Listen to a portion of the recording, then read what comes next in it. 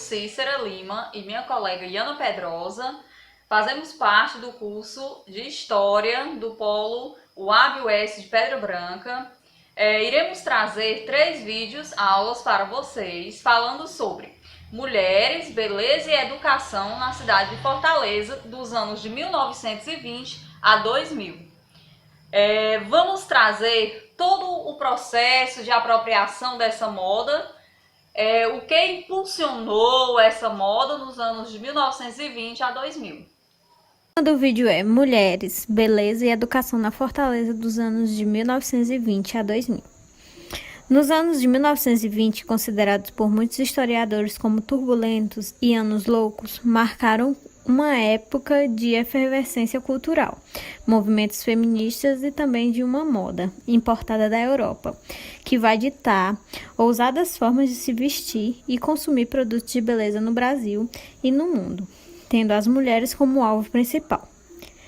Nos anos 20, a moda feminina se torna mais leve, mas não menos elegante. Em Fortaleza, essa moda chegou com a finalidade de marcar a consolidação da modernidade cearense, tanto espacial quanto cultural. Então nos perguntamos, como a moda influencia nos movimentos culturais e no cotidiano das pessoas? A elite de Fortaleza estava disposta a consumir as novidades, frequentar espaços modernos com a intenção de se distinguir do resto da população, por seu poder aquisitivo. Assim, as mulheres da elite aderiram à moda advinda de Paris, como uma regra de modernidade. No entanto, tais adesões eram discriminadas por um grupo de conservadores, ou seja, pais e maridos, devido ao forte sentimento católico. Por outro lado, tinha os considerados modernos, que incentivavam o uso da novidade através de revistas, concursos, fotografias e elogio às mulheres modernas. A semelhança, entretanto, aos anos de 2000, é que a moda se tornou ousada, e com isso veio o empoderamento da mulher, o afastamento do conceito de mulher recatada e do lar, para uma mulher dona de si. Sendo assim, a moda influenciou o estilo de pensar da sociedade, tendo em vista que com ela veio vários questionamentos e avanços. A moda impulsionou o comércio de Fortaleza com a criação das vitrines. As propagandas trazem para o nosso cotidiano os elementos do período de 1920. Nelas podemos ver o preço e o tipo de tecido que se vendia, bem como os artefatos que eram expostos, como meias de seda, sombrinhas, joias, chapéus e bolsas.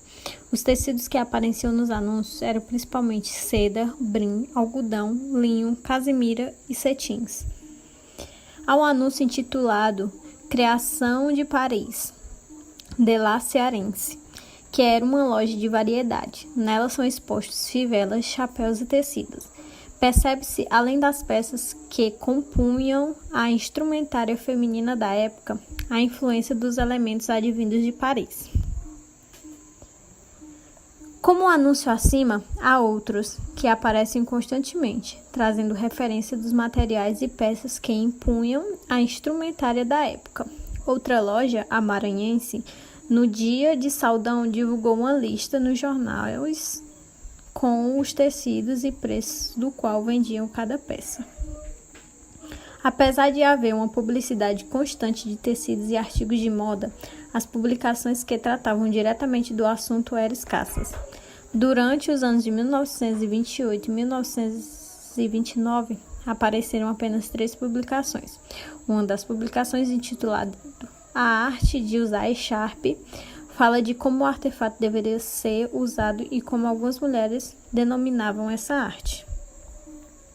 Ensinava-se também um modo adequado de usar, além de incentivar as mulheres a praticarem em frente ao espelho o melhor caimento da echarpe.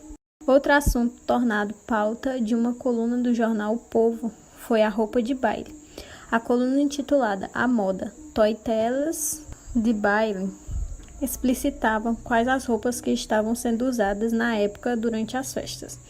Essa coluna foi escrita pela redatora da revista feminina. Nela aparecem as cores e tendências que eram legitimadas naquele período.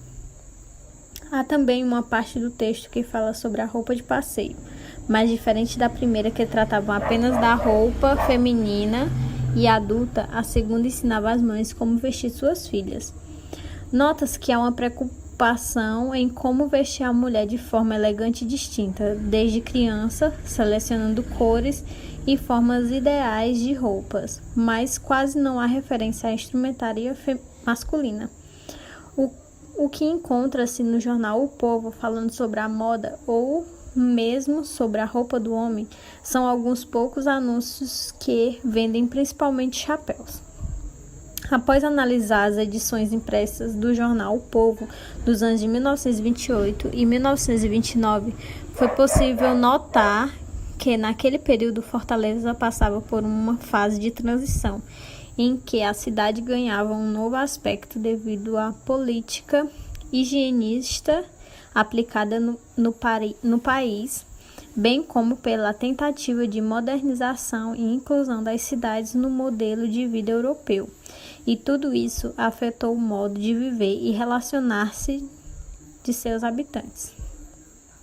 A moda, como parte integrante da vida social, também sofreu mudanças.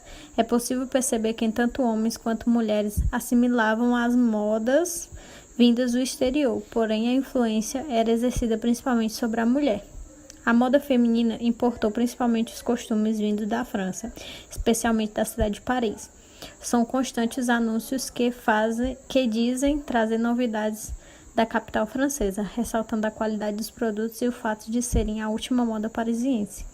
Quando se trata de anúncios masculinos, estes referem-se principalmente a chapéus, nos quais é possível notar a influência principalmente americana e ingleses, salvo algumas exceções que falam de chapéus australianos. As casas de tecido e de variedade eram as principais anunciantes da moda nesse período. As lojas de tecido vendiam matéria-prima para as senhoras, que as compravam e levavam para as modistas ou costureiras, quando não eram feitos em casa. Era prática bastante comum a cópia de modelos vindos da Europa. No tocante às cores do tecido, foram encontradas referências aos anúncios nas casas de tecido. Porém, as colunas de moda publicadas à época revelam o uso de cores claras como bege, rosa e amarelo-limão. Entende-se que as cores utilizadas nas roupas não eram meros caprichos da moda, ou apenas influências diretas de Paris. Havia uma força social que impunha determinadas cores e excluía as outras, atribuindo valores a cada uma.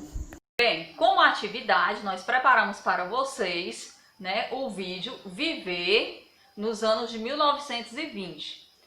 Nós vamos postar o link lá no grupo do WhatsApp da escola, tá certo?